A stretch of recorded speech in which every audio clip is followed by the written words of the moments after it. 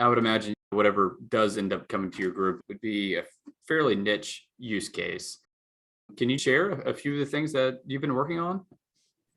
I wish I could speak more to all the different apps that are going across the enterprise. And I'll say, just looking back historically on some of the functionality that wasn't quite up to snuff. And it's not to say that it didn't exist on the market, but may not have been attached to the suite of software products that we were using at any given time. But charge capture and billing has been historically a really thorny pain in the side of many clinicians and healthcare providers. We, at some point in our institutional history, found that our vendor product just wasn't delivering.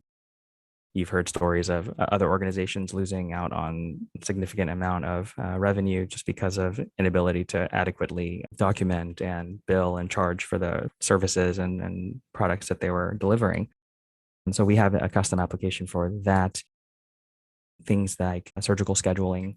And it's funny because when I talk about these things, they sound like really core functionality for healthcare That's enterprise exactly to what I was run. thinking. Yeah.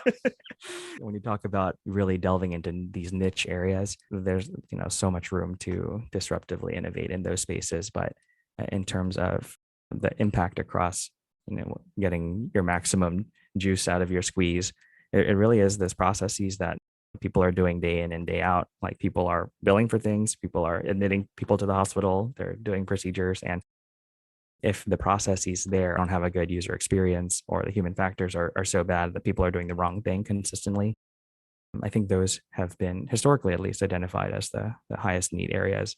I think vendors are catching up. So then we're going to start to see, and have already seen a lot of work into more niche things like smart on fire apps, where you can calculate in the pediatric space, calculating bilirubin and matching that against the nomogram for newborns on what is a dangerous level for bilirubin.